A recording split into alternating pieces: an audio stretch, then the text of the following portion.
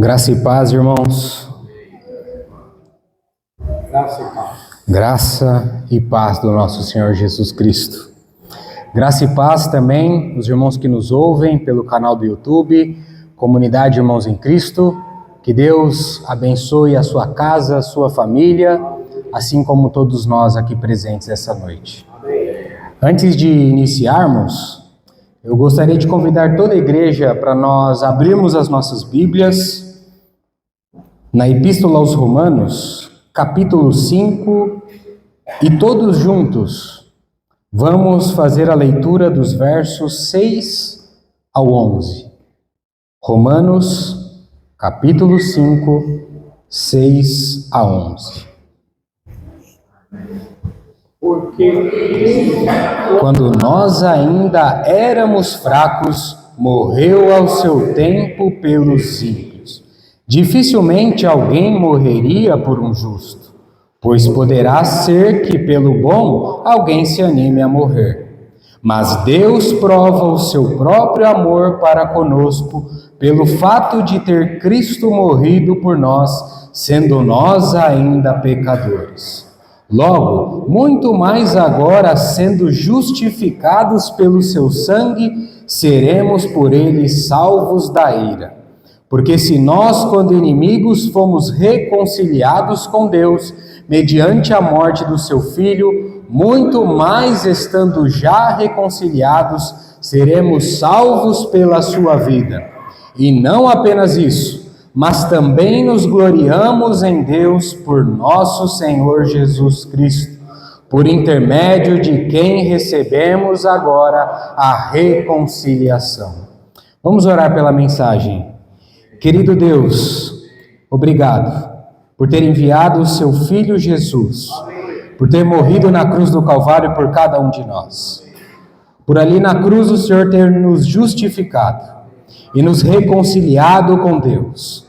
Hoje podemos nos gloriar em Cristo Jesus, pois temos paz com Deus. Obrigado, Senhor. Obrigado pela tua obra redentora, porque se não fosse a tua obra, nenhum de nós estaríamos aqui. Obrigado pela tua misericórdia e pelo teu infinito amor por cada um de nós. Não temos palavras para esboçar aquilo que sentimos, Senhor.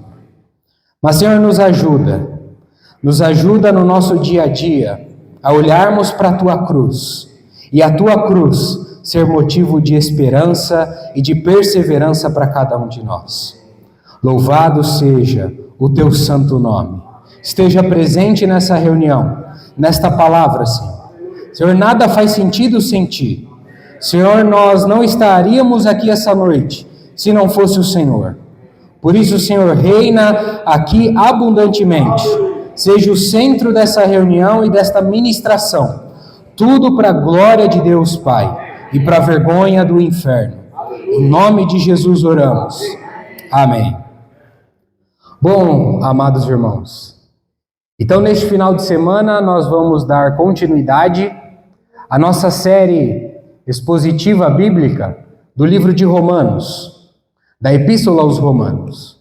Mas antes de tratarmos do texto que acabamos de ler, vamos contextualizar os irmãos de onde nós paramos na semana passada. Eu creio que todos nós aqui presentes fomos ajudados pelo irmão Sérgio, que nos apresentou e mostrou os benefícios da nossa justificação. Quando o nosso Senhor Jesus Cristo, o Verbo eterno, o Verbo divino, o Verbo que se fez carne e habitou entre nós, cheio de graça e cheio de realidade, ele se esvaziou, tornando-se homem. Ele veio na cruz e ele morreu por cada um de nós. E ao crermos nesta obra gloriosa, redentora do nosso Senhor na cruz, nós somos justificados em Cristo. Então todo aquele que crê na obra redentora do nosso Senhor, de todo lugar, de todo tempo, de toda igreja, em outras palavras, do corpo de Cristo, é justificado por Cristo, ao crer na obra redentora do nosso Senhor. Então, o justificado em Cristo, aquele que crê na obra redentora do nosso Senhor, ele é justificado e ele recebe benefícios dessa justificação. Então, nós vimos os benefícios dessa justificação. O primeiro benefício que nós recebemos, segundo o texto que vimos na semana passada, foi a paz com Deus. Então, eu e você recebemos a paz com Deus mediante a justificação do nosso Senhor. Mas por que recebemos a paz com Deus? Por que recebemos essa paz com Deus? Porque diz a Bíblia que outrora nós éramos inimigos. Nós estávamos mortos nos nossos delitos e pecados, sem esperança, sem Deus. Havia um muro de separação entre nós e Deus, e esse muro é o pecado. Porque o pecado, ele faz separação, porque fere a santidade de um Deus que é totalmente santo. Então, se agora recebemos paz com Deus, significa então que nós estávamos em guerra com Deus. Mas Jesus Cristo, ao ir à cruz, ao morrer por cada um de nós, então, ao crermos na cruz de Cristo, recebemos essa justificação e logo estamos em paz com Deus. Porque havia um problema, o problema do pecado. Jesus, ao ir à cruz, ele morreu, ele derramou o seu sangue foi vertido na cruz. Então o Senhor, ele resolveu o problema do pecado naquilo que nós chamamos de propiciação.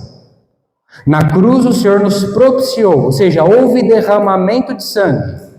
Então na cruz o Senhor, ele resolveu o problema do pecado, morrendo por nós, derramando o seu sangue. Então agora ele resolveu o problema do pecado através da propiciação. Então agora, ao crermos nessa propiciação na morte do nosso Senhor, o nosso Senhor Jesus Cristo, ele então nos justificou resolvendo o problema do pecador. Na propiciação, Jesus resolveu o problema do pecado, morrendo.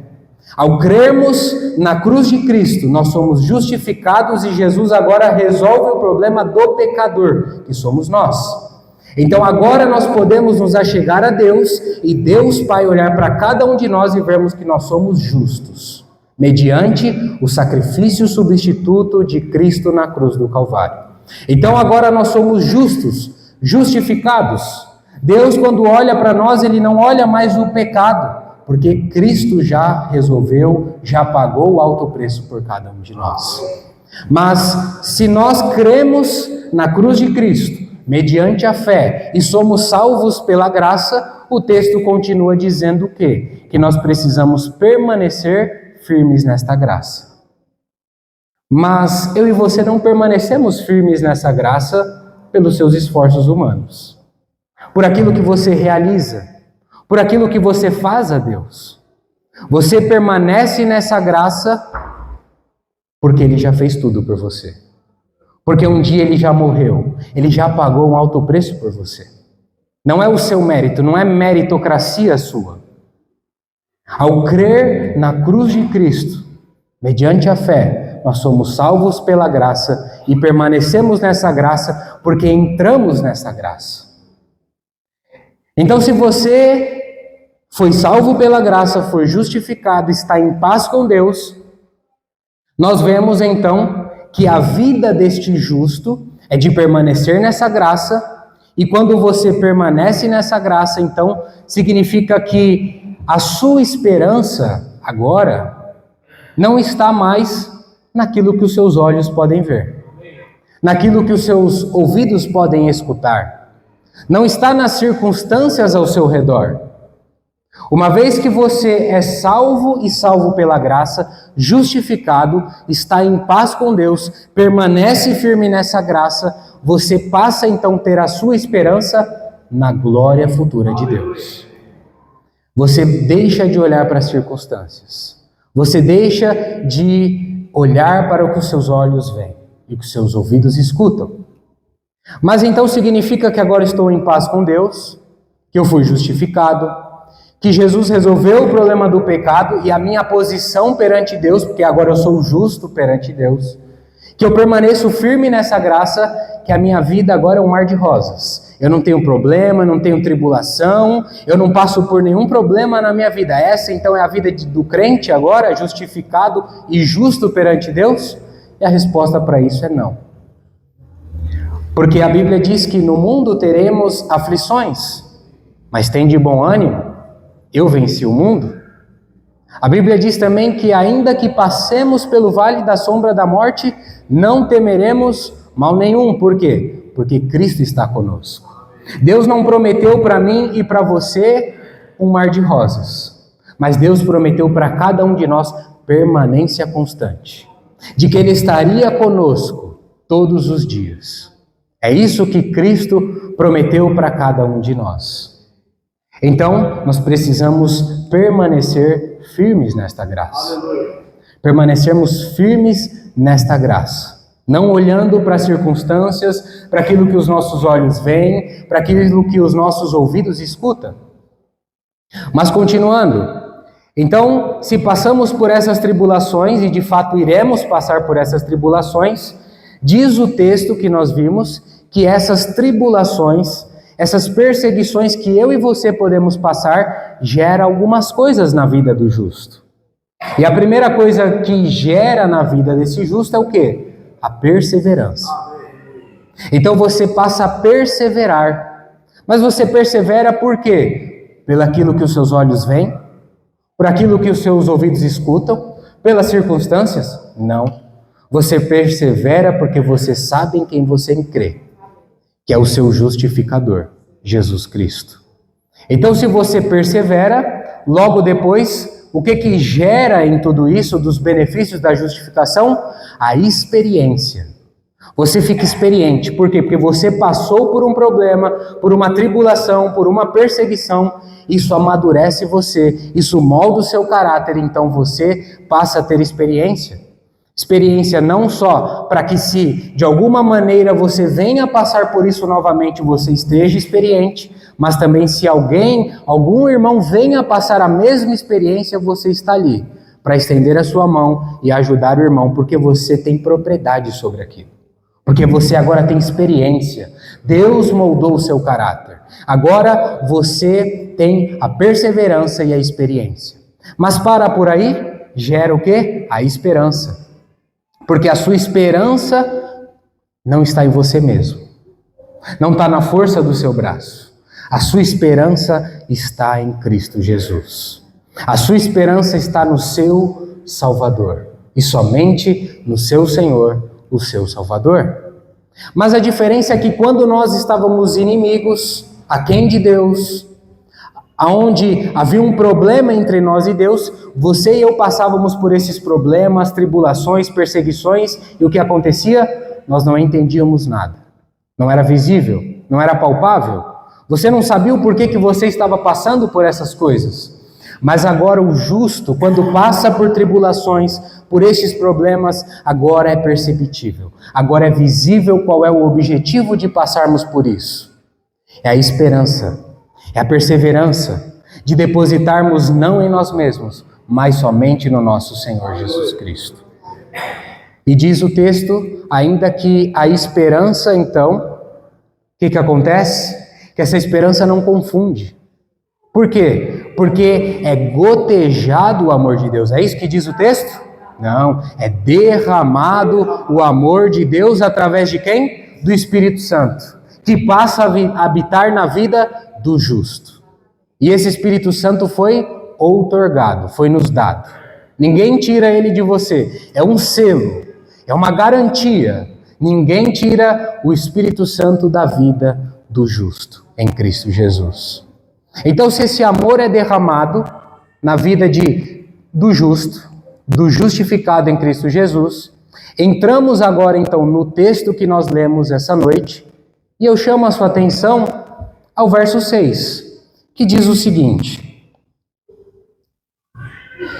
porque Cristo, quando nós ainda éramos fracos, morreu ao seu tempo pelos ímpios. Então, se o amor de Deus ele é derramado, note comigo que nesta leitura rápida que fizemos, está escancarado aos nossos olhos o quê? O amor de Cristo. Qual é a expressão do amor de Cristo? A cruz. Perceba que esse texto vem falar da morte de Cristo. Perceba que o Espírito Santo por trás, ele está amarrando o texto, o contexto do texto, porque estava falando sobre o derramamento do amor. E logo ele apresenta para nós a cruz, a morte de Cristo. E essa morte de Cristo, então apresentada a nós, é a demonstração do amor de Cristo por cada um de nós. Talvez você pode ter pensado na sua vida que Deus não ama você, não pensa em você. Eu convido você a olhar para a cruz de Cristo. Na cruz você vê a expressão do amor de Cristo por cada um de nós. Mas aqui nós aprendemos uma lição importante, já logo neste primeiro verso, de que quando nós ainda éramos fracos, Deus morreu no seu tempo. Então nós vemos aqui que a cruz de Cristo, a morte de Cristo, não foi, jamais foi um acidente de percurso. A cruz de Cristo não foi um plano B de Deus que, olha, o que nós vamos fazer aqui de última hora, vamos bolar um plano, opa, Jesus vem e morre por eles por causa do pecado. Não é um plano B de Deus. Deus morreu no seu tempo. A cruz de Cristo já havia sido arquitetada por Deus. A cruz de Cristo já havia sido planejada por Deus. A cruz de Cristo é um cumprimento da agenda de Deus. Jesus Cristo se tornar homem, o Verbo, e morrer na cruz pelos seus, pelos meus, pelos nossos pecados. Mas para nós entendermos isso, de que Deus morreu no seu tempo, para morrer pelos nossos pecados, nós precisamos então entender, dentre tantos atributos de Deus, um atributo, que é a sua onisciência. Deus, ele é onisciente. Onisciência deriva do latim, ou seja, o significado é todo conhecimento. Deus, ele tem todo o conhecimento. Todo o conhecimento do passado, do presente e do futuro. Deus é atemporal. Deus, ele sabe de todas as coisas. Ninguém aqui de nós pega Deus de surpresa. O meu, o seu, o nosso pecado não pega Deus de surpresa. Não tem como você burlar, enganar Deus e pegá-lo de surpresa. O salmista diz que Deus é aquele que sonda os nossos corações, que lê os nossos pensamentos e que sabe qualquer palavra da nossa boca antes mesmo de proferirmos. Você não pega Deus de surpresa, porque ele é onisciente, ele tem todo o conhecimento. Aleluia. E o fato dele ser onisciente significa que ele morreu no seu tempo, porque Deus já sabia de que Adão iria pecar no jardim. E que através do pecado de Adão, o pecado entraria por um só homem. Logo, todos pecaram e carecem da glória de Deus. Então Deus já sabia do pecado, da queda de Adão no jardim. Então Deus, sabendo por ser onisciente, ele já preparou uma solução e um remédio para este problema do pecado. E a solução e o remédio para o problema deste pecado é Jesus Cristo. O remédio se chama Jesus Cristo, o Cordeiro de Deus que tirou o seu, o meu, o nosso pecado do mundo, vindo na cruz e morrendo nos nossos lugares. Então, nós vemos aqui que Deus, ele já sabia de antemão acerca da queda do homem, então ele providenciou este remédio, Jesus Cristo. Então nós continuamos o texto. Deus morreu sendo nós fracos no seu tempo. Mas note comigo a segunda parte do texto. Apresenta então para nós por quem é que Deus morreu. Então eu pergunto para você, por quem é que Deus morreu na cruz? O texto diz, e não sou eu que estou dizendo, não é uma elucubração minha, não é uma imaginação minha, não é um achismo meu. O texto está dizendo que Deus morreu pelos ímpios. Então Deus morreu pelos ímpios. Nós precisamos entender então quem são esses ímpios. Então eu convido você a ler Salmos 51, verso 5, perdão. Salmo 51, verso 5. Os irmãos leem para mim, por gentileza. Eu nasci na iniquidade, E em pecado me concebeu minha mãe. Romanos 3:23. Vamos ler todos juntos também. Pois todos pecaram e carecem da glória de Deus. Então nós vemos aqui de que todos nós, um bebê quando nasce, a minha filha nasceu, tem 3 meses, ela já nasce com a natureza pecaminosa dentro dela. Ela não nasce um bebê já justificado, justo. Ela nasce com a natureza pecaminosa dentro dela, assim como todos nós. E o pecado entrou por um homem, então todos pecaram.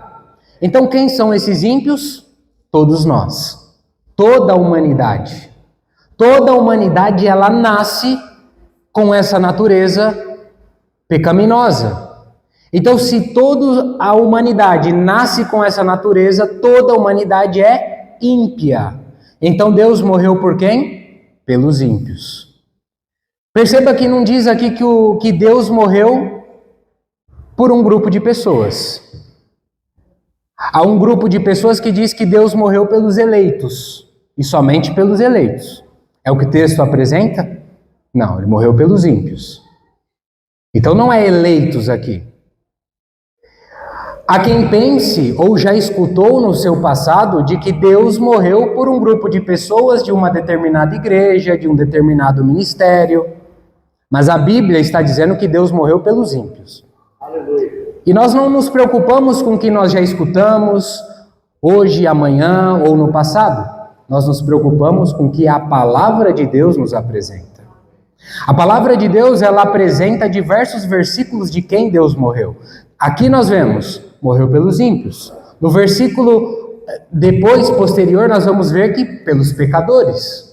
Nós vemos em Gálatas Deus morrendo pelo apóstolo Paulo. Nós vemos Deus morrendo na Bíblia pelos falsos mestres. Deus morrendo pela igreja. Em outras palavras, Deus morreu por toda a humanidade, sem exceção. Isso significa então que toda a humanidade será salva? Não, isso não. Porque senão nós entraríamos numa heresia chamada universalismo. Deus, ele morreu por toda a humanidade, ou seja, ele deu a oportunidade de toda a humanidade crer e ser salva. Mas nem toda a humanidade irá crer. Porque para ser salvo eu preciso crer. E ser salvo mediante a fé e pela graça. Então Deus morreu aqui pelos ímpios. É nos apresentado isso no texto.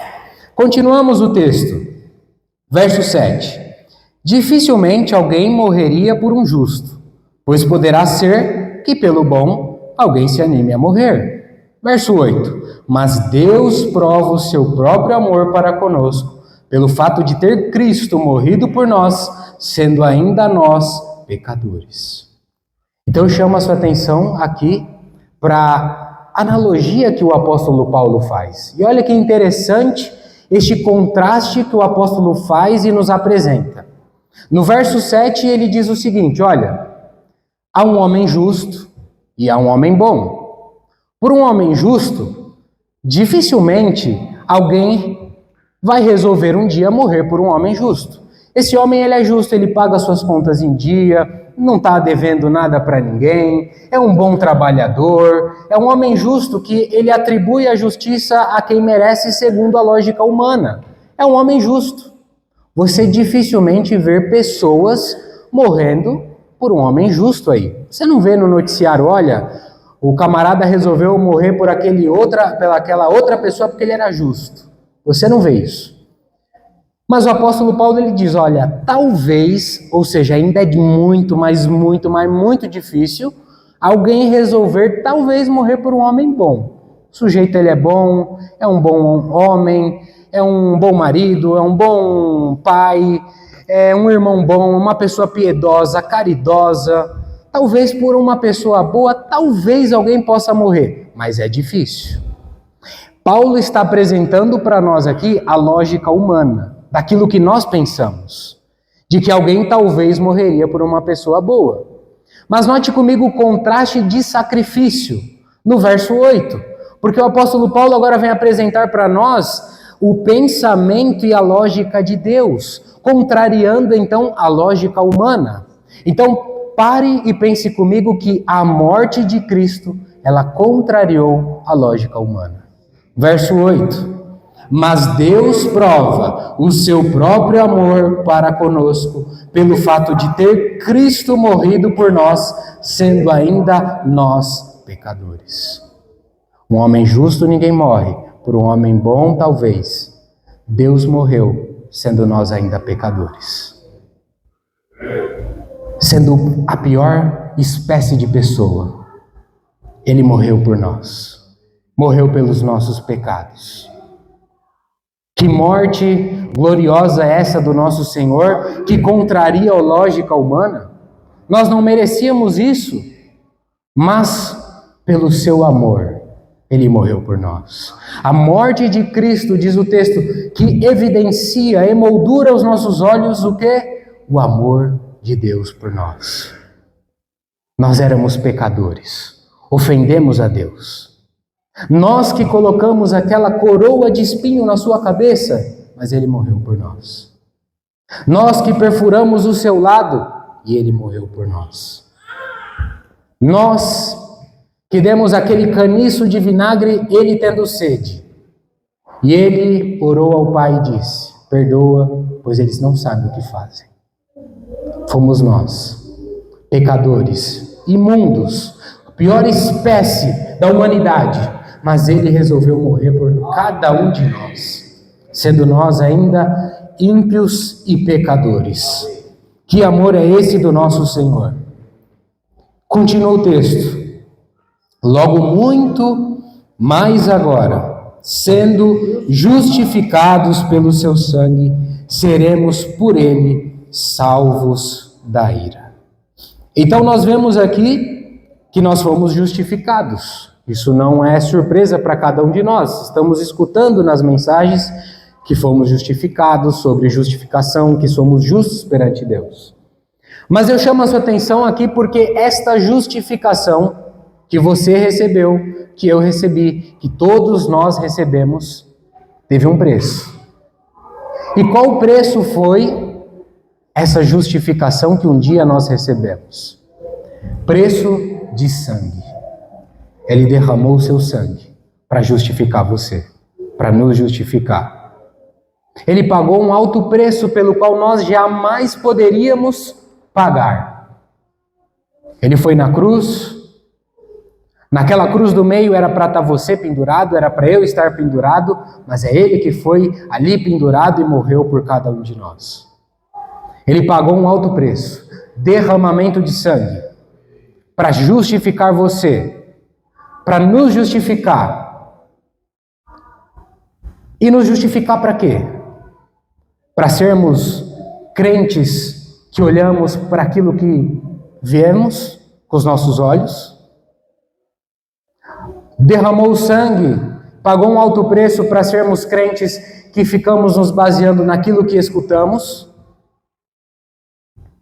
Para depositarmos a nossa fé em circunstâncias? Ou Ele nos justificou para perseverarmos firmes na fé em Cristo? Então eu pergunto para você essa noite, durante a sua vida, que tipo de cristão você é? O que a cruz de Cristo representa para você? Esperança ou desistência? Perseverança, esperança ou jogar a toalha? Porque falaram algo que você não gosta. Porque você viu algo que não gosta. Cristo pagou um preço na cruz por você para isso? Para você jogar a toalha? Não. Cristo pagou um alto preço na cruz para você ser aquele crente que persevera. Para você ser aquele crente que a sua esperança não está baseada nas coisas terrenas, mas nas coisas futuras do nosso Deus, na glorificação na sua vinda, na esperança de encontrarmos com o nosso Senhor. Essa é a esperança do crente, do justificado em Cristo Jesus. Mas continuamos. Logo muito mais agora, sendo justificados pelo seu sangue, seremos por ele salvos da ira. Aleluia. Quando Cristo voltar, ele irá julgar. O evangelho de hoje, o cristianismo, e eu não estou generalizando, há raras e honrosas exceções de grupos cristãos sérios que têm um compromisso com a Bíblia, com a palavra de Deus, que prega o evangelho bíblico puro. Mas é difícil nós vermos aí alguém falando da ira de Deus.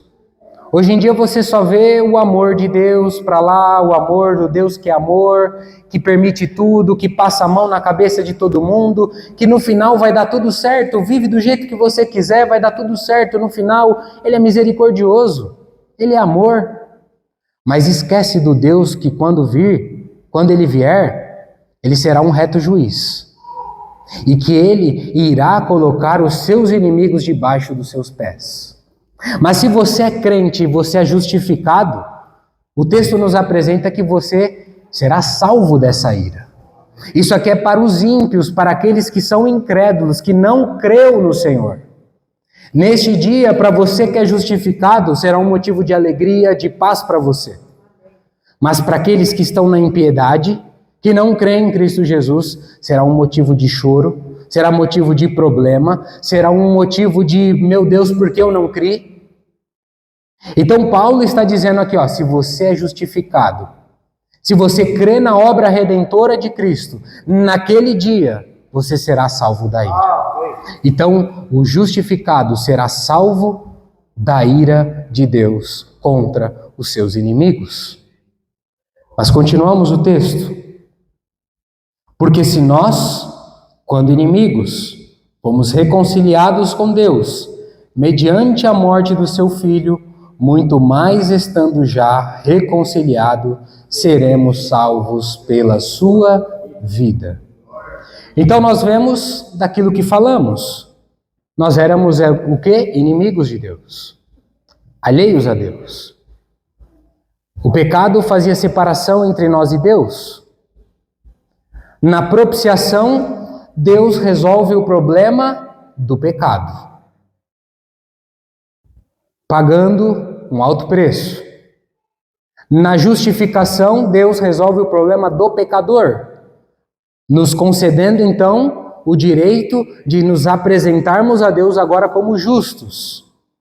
A reconciliação é uma outra doutrina importante, que é acerca do nosso relacionamento com Deus.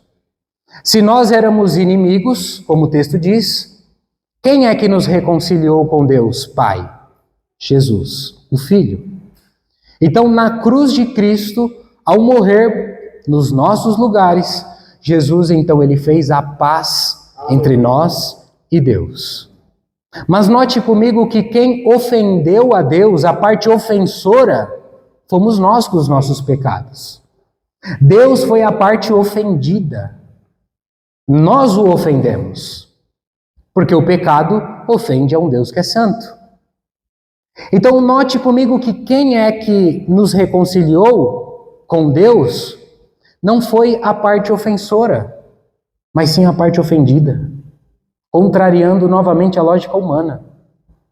Às vezes, quando você ofende alguém, a outra pessoa espera que você vá e se reconcilie com ela pedindo desculpa. Mas nós que ofendemos a Deus, e é Ele que se reconciliou conosco. Mostrando o quê? Nós não temos que ter orgulho. Temos que ser simples. Às vezes o orgulho não permite que nós nos reconciliemos com as pessoas. Mas o caráter de Deus nos mostra. Por isso que, se você tem alguma coisa contra o teu irmão, vai você e se reconcilia com ele. Apresenta então aqui um princípio bíblico, do próprio Senhor. Então, Jesus Cristo reconciliou Cada um de nós com Deus Pai.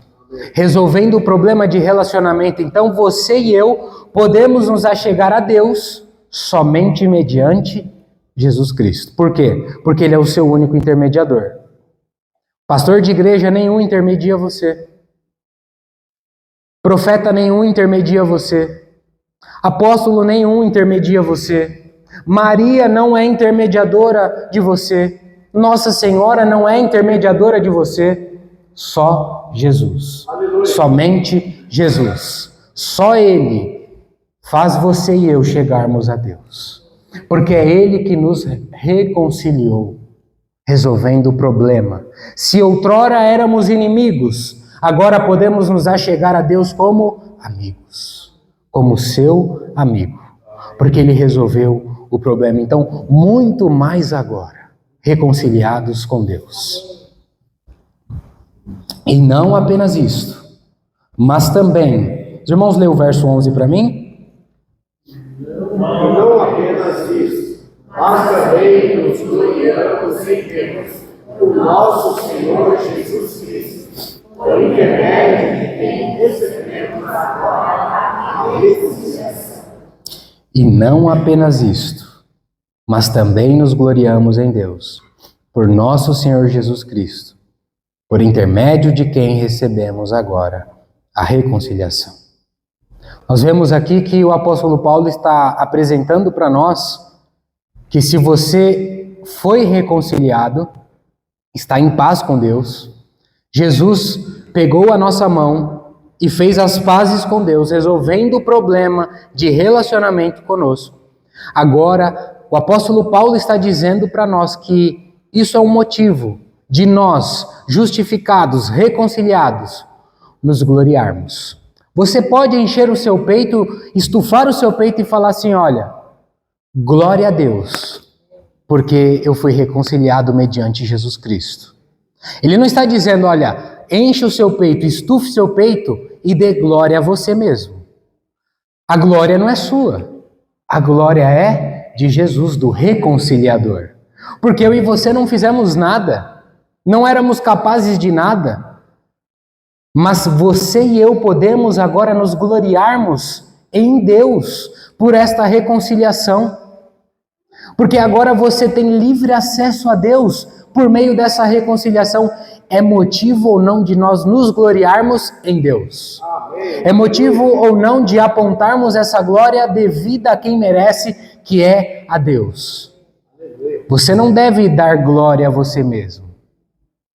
Não temos glória nenhuma.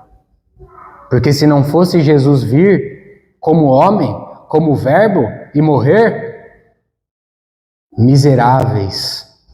Nós éramos miseráveis, inimigos. Não podíamos nada, mas Ele fez tudo por nós. Então eu pergunto para você essa noite, o que essa reconciliação representa para você? O que essa justificação representa para você? O que a cruz de Cristo representa para você? O que o Senhor representa para você? Você tem depositado a sua fé e esperança nele? Ou nas circunstâncias? Somente no nosso Senhor. Aleluia. Devemos depositar a nossa fé e esperança somente no Senhor. Essa é a vida do justo em Cristo. Não olha as circunstâncias, não olha as coisas que acontecem ao redor, olha para Cristo. Ele não te ofende, Ele não te desampara, Ele está todos os dias com você. Problemas, todos nós temos, tribulações, todos nós passamos, mas o Senhor está conosco. Olhe para Ele, olhe para o Senhor. Ele deve ser o centro da nossa vida. Mas para finalizar, então, o que nós aprendemos essa noite? Primeiro, Deus, Ele morreu no seu tempo. Deus não morreu no nosso tempo. Deus não morreu porque Ele resolveu fazer um plano B para solucionar o problema do pecado, então Ele inventou de última hora, vou mandar Jesus lá e morrer por eles. Não. Morreu no seu tempo. tempo perfeito do nosso Deus. Deus morreu por quem? Por um grupo de pessoas? João 3,16, porque Deus amou um grupo de pessoas de tal maneira, é isso que diz o texto? Porque Deus amou o mundo de tal maneira que deu o seu Filho unigênito. Ele morreu por toda a humanidade sem exceção. Significa que todos serão salvos? Não, porque para ser salvo precisa crer mediante a fé e ser salvo pela graça. Então nós vemos o que também? Que a morte de Cristo contrariou a lógica humana. Por um justo ninguém morre, por um bom talvez alguém possa morrer. Mas Deus demonstra o seu amor por nós, sendo ainda nós pecadores. Então ele morreu por nós, pecadores, miseráveis, por toda a humanidade, miserável, pecadora, que carece de um Salvador. Porque quando nós nascemos como um volante de um carro, sem alinhamento e sem balanceamento. Você tenta andar em linha reta, ele pende para a esquerda ou para a direita. Você não consegue andar em linha reta. Por isso que nós precisamos de um Salvador, da habitação do Espírito Santo, para nos conduzir em linha reta, para governar a nossa vida, olhando firmemente para o autor e consumador da nossa fé, que é Jesus Cristo, e este crucificado. Nós vemos então que a justificação teve um preço. Que preço que foi esse? Derramamento de sangue. Ele derramou seu sangue para colocar você agora perante Deus como justo, como justificado em Cristo Jesus. Então você só é justificado ao crer na obra redentora do nosso Senhor. Nós aprendemos o que? Que nós fomos reconciliados com Deus. Ele resolveu um problema de relacionamento entre nós e Deus. E que a parte ofendida fez as pazes com a parte ofensora. Olha só. É para nós pensarmos isso na nossa vida. Sejamos sinceros, não é fácil. Não é fácil nós nos reconciliarmos com quem nos ofende. Mas se somos seguidores do Cordeiro, tá aí o exemplo para nós a ser seguido. Que o Senhor abençoe a cada um de nós. Vamos orar. Querido Pai, obrigado pela Tua palavra. A Tua palavra nos norteia. Espírito Santo, Tu que inspirastes essas palavras, abençoa a nossa vida, governe a nossa vida, direciona a nossa vida, para seguirmos a Tua vontade. Senhor, não somos nada sem Ti. Obrigado pela Tua maravilhosa justificação, pelos benefícios da justificação que um dia recebemos ao crer na obra redentora de Cristo. Obrigado, Senhor, pela Tua maravilhosa reconciliação, sendo nós a parte ofensora e Jesus Cristo nos reconciliar de volta com Deus e nos dar o livre acesso à pessoa de Deus por intermédio de Jesus Cristo e somente por Jesus Cristo. Louvado seja o Teu precioso nome, Senhor. Oramos em nome de Jesus. Amém.